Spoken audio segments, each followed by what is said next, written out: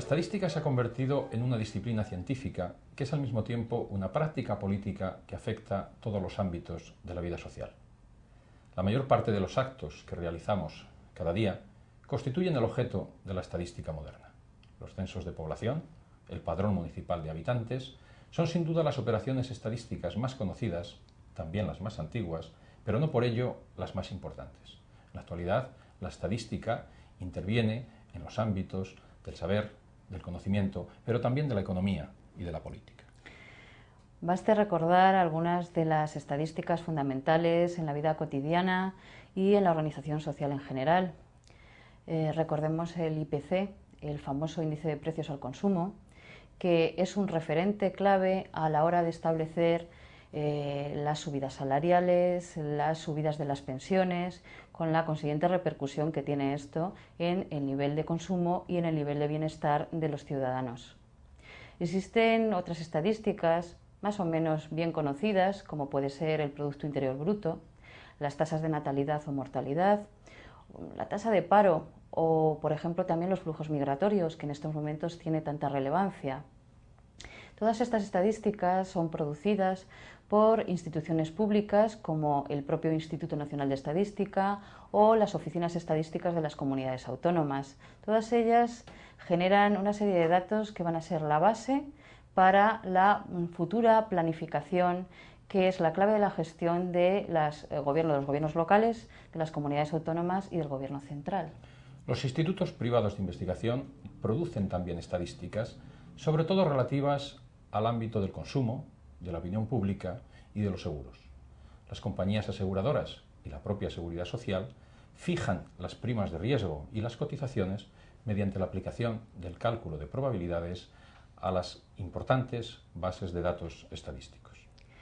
Todo esto está muy bien, pero ¿por qué el interés en conocer la historia de la estadística? Bueno, la estadística se ha convertido en una disciplina científica más y del mismo modo que se hace historia de la ciencia o historia de la técnica para conocer en profundidad o para desarrollar otras disciplinas, también sirve al desarrollo de la propia estadística.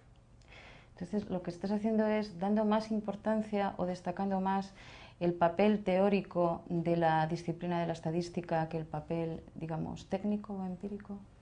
Bueno, hay que considerar la estadística en una doble vertiente.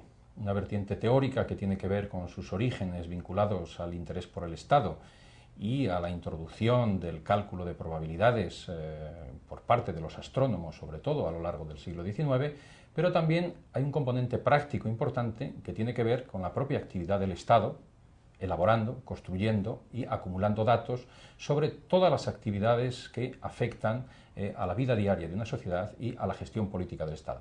Datos económicos, demográficos, sanitarios, etcétera, etcétera. Yo sigo un poco insistiendo en la cuestión técnica de la disciplina estadística, en el ámbito técnico. ¿No crees que es más interesante en general, bueno, para el público y para los profesionales, el conocer cómo se producen o cómo se analizan datos, que el hecho de conocer el desarrollo histórico de la disciplina? Bueno, no nos planteamos en el vídeo la historia como simple erudición. Hay que tener en cuenta que en cada época histórica el planteamiento de los problemas que se plantea el hombre o que se plantea la sociedad, determinan el desarrollo de unas técnicas o de otras. Por tanto, conocer el contexto de producción de las técnicas sirve finalmente para aportar nuevas ideas, transformar y mejorar las propias técnicas de trabajo estadístico. Conocer la historia de la estadística, por tanto, va a servir para desmitificar las técnicas en sí mismas como algo inamovible a lo largo del tiempo, como algo incuestionable. Vamos a ver en el vídeo cómo técnicas estadísticas como la correlación, que tuvieron su origen en la eugenesia, han ido evolucionando y en la actualidad se utilizan para la resolución de problemas de carácter económico.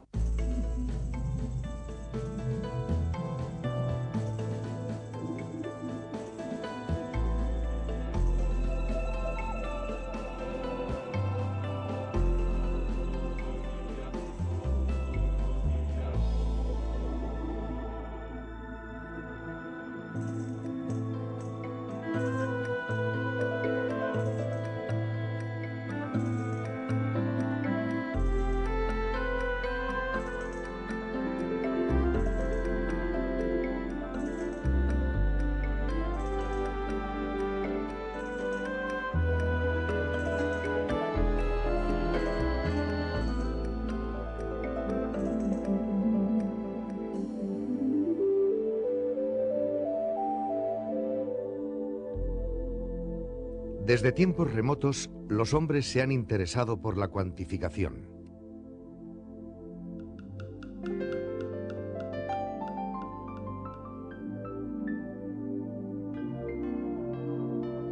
Pero es con el Estado moderno cuando la contabilidad de los hombres y de las cosas se convierte en una práctica sistemática y centralizada. En España, bajo el reinado de Felipe II, comienzan a elaborarse censos que, además de la población y la riqueza del reino, describen aspectos geográficos, jurídicos y religiosos.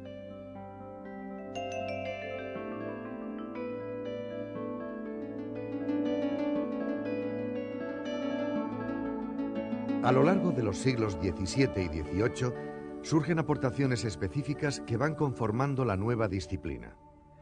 En la Universidad Alemana de Göttingen, bajo el título Statistik, se inaugura en 1749 una nueva ciencia del Estado que busca la descripción de los aspectos más relevantes de las comunidades humanas. En Inglaterra se desarrolla una aritmética política que promueve la confección de registros y hace posibles las estimaciones y el cálculo. El desarrollo de las matemáticas y la astronomía en Europa va a influir de forma decisiva en la configuración de las nuevas teorías estadísticas.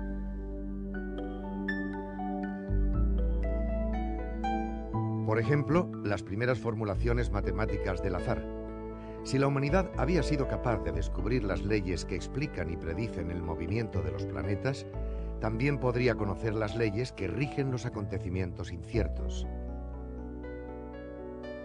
Durante los siglos XVII y XVIII, las corrientes filosóficas de la Ilustración serán el caldo de cultivo de nuevas ideas sobre los fenómenos aleatorios. El aleas, el azar, la providencia, hasta entonces reservados a la divinidad, o sus intérpretes, los sacerdotes, es a partir de ese momento objeto de la ciencia y el cálculo. Aunque posiblemente fueron jesuitas españoles quienes introdujeron en Francia los razonamientos sobre el azar presentes en los textos musulmanes, es en el país galo donde adquieren carta de naturaleza científica a partir del razonamiento lógico-filosófico de Pascal, la famosa apuesta sobre la existencia de Dios, en el que se utiliza por primera vez el cálculo de probabilidades.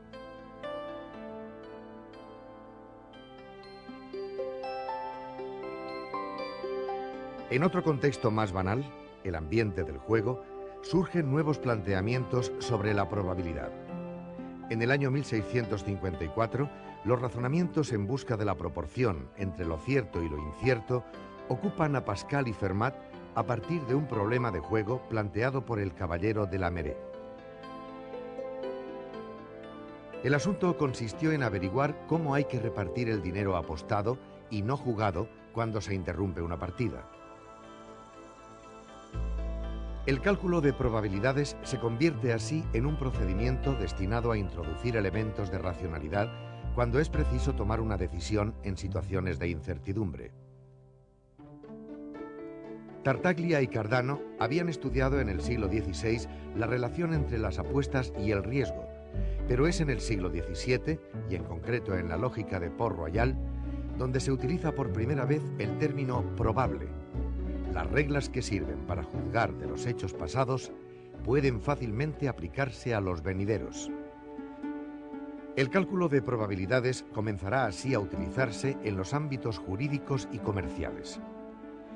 Hasta entonces se realizaban seguros marítimos y de rentas de viaje que eran regulados por códices y archivos notariales, pero desde finales del siglo XVII comienzan a utilizarse tratados de rentas anuales para estimar la probabilidad de muerte en función de la edad y establecer proporciones.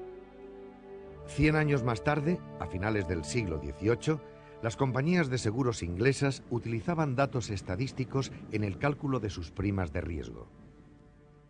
En 1713, Bernoulli formula el teorema de los grandes números y afirma que la frecuencia de la aparición de un fenómeno tiene una probabilidad dada y que se tiende hacia ella a medida que el número de pruebas aumenta. La repetición de las pruebas constituye así el soporte empírico de la teoría.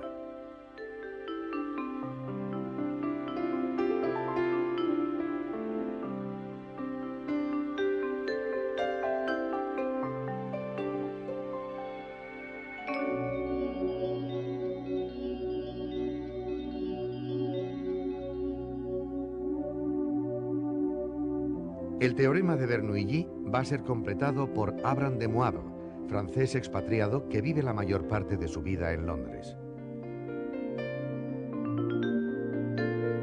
De Moivre publica en 1733 lo que hoy conocemos como aproximación normal de una distribución binomial.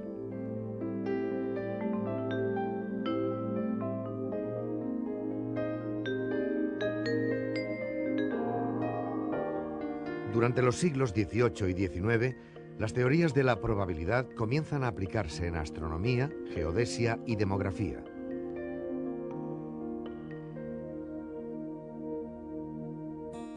En 1812, Pierre-Simon Laplace, filósofo, astrónomo y matemático francés, recopila las diferentes teorías sobre la probabilidad y realiza una aportación fundamental que consiste en ajustar las funciones matemáticas elaboradas para las mediciones astronómicas.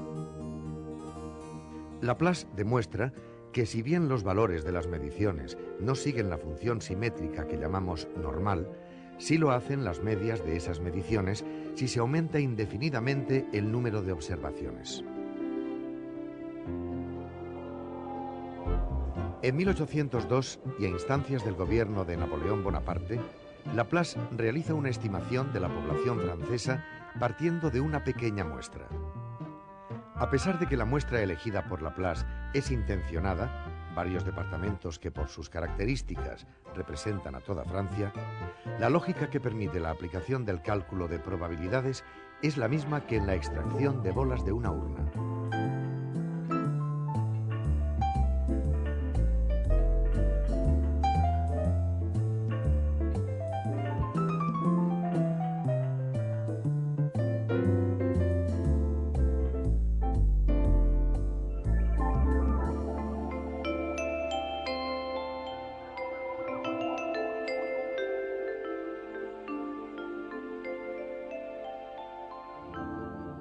Por primera vez, Laplace utiliza el cálculo de probabilidades para la estimación de una población. La población de Francia se eleva a 42.529.267 habitantes y puede apostarse 1.161 contra 1 a que el error de ese cálculo no excede el medio millón. La distribución de Laplace-Gauss comienza a utilizarse en astronomía, pero no se introducirá en las ciencias sociales hasta 1830, de la mano de otro astrónomo devenido sociólogo y estadístico, Adolphe Lambert Quetelet. Nacido en Gante en 1796 y de formación matemática y humanista, vive los acontecimientos de la Revolución que dan lugar al nacimiento del Estado y la nación belgas. Bajo su iniciativa se crea el Real Observatorio Astronómico de Bruselas, que dirige personalmente, y aunque su trabajo le obliga a conocer muy bien la ley de errores de Laplace-Gauss, sus inquietudes sociales le conducen a una interpretación sorprendente. Estudiando las medias antropométricas de los soldados que defienden el nuevo Estado Nacional, descubre que muchas de estas medidas tienen una distribución de frecuencias similar a las de la curva de errores utilizada en astronomía. La persistencia de esta distribución en otros fenómenos de la naturaleza lleva a Quetelet a considerar como punto central de la nueva ciencia a la media aritmética que representa el tipo ideal en la naturaleza y la sociedad. A partir de aquí, el ciudadano se transforma en el hombre medio y la distribución de errores pasa a denominarse normal para terminar convirtiéndose en uno de los principales instrumentos de la estadística inferencial. El hombre medio, en la visión de Quetelet, es una composición estadística de rasgos físicos, morales e intelectuales que representa las características de la nación. Pero su esfuerzo intelectual se dirige a mostrar cómo la ley de errores gobierna la variabilidad humana. Su personalidad trasciende el trabajo académico, pues termina por convertirse en el principal organizador, creador y animador de las nuevas instituciones estadísticas. En 1854 preside en Bruselas dos congresos internacionales, uno de meteorología y otro de estadística, que marcan el inicio de la moderna estadística administrativa. En España, Pascual Madoz envía un grupo de jóvenes geógrafos a estudiar junto a Quetelet con el propósito de organizar las estadísticas del reino.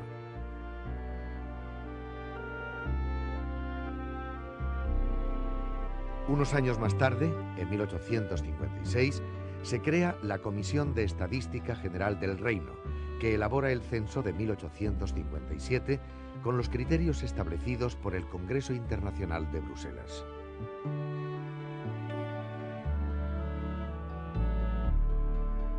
En el censo de 1860, los criterios internacionales para la confección del censo se extienden a los territorios de ultramar y se establece un aparato administrativo permanente cuya misión será la elaboración de todos los datos estadísticos.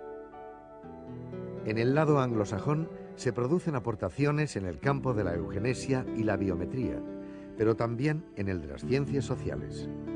La preocupación por la pobreza y sus causas presidirá el trabajo de autores como Francis Galton, Carl Pearson, Francis Isidro Edgeworth, George Udny Jull o Arthur L. Bowley. La mejora de la especie humana mediante la intervención en la herencia genética desplaza el interés estadístico de la media aritmética a la varianza, es decir, a las diferencias respecto de la media. La complejidad matemática del problema planteado por la eugenesia y la biometría hacen que Galton recurra a matemáticos como Carl Pearson e Isidro Edgeworth, quienes acaban formalizando el análisis de la varianza y el coeficiente de correlación.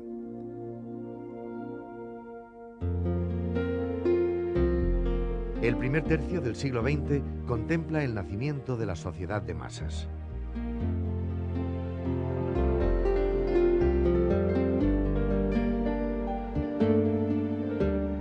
La incorporación de la cadena de montaje a los procesos productivos realizada por Henry Ford permitirá inundar el mercado mundial de productos fabricados en serie.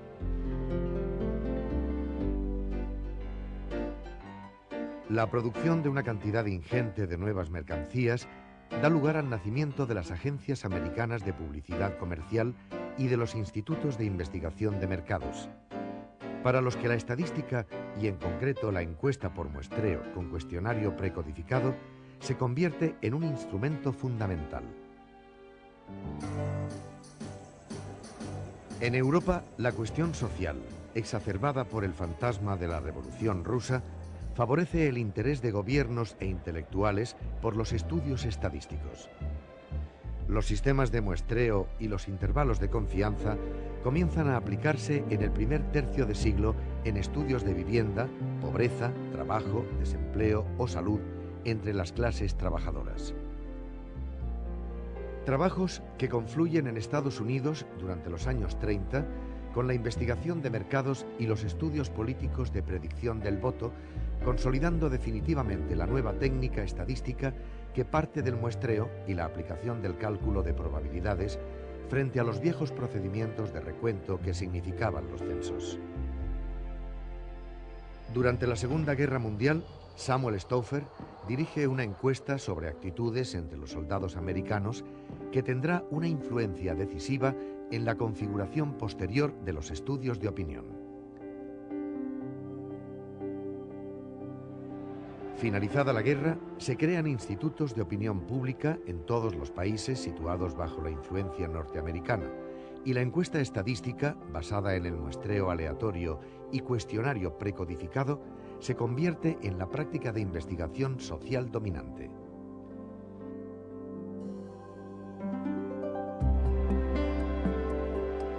En la actualidad, las estadísticas se han desplazado de las oficinas y centros especializados hacia otros ámbitos, invadiendo todos los aspectos de la vida social.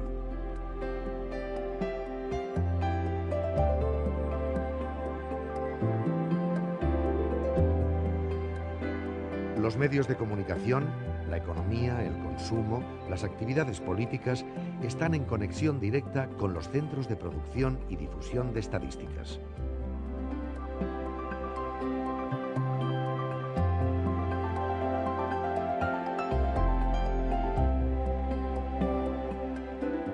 y el funcionamiento del estado del bienestar depende en gran medida de la producción continuada de datos estadísticos.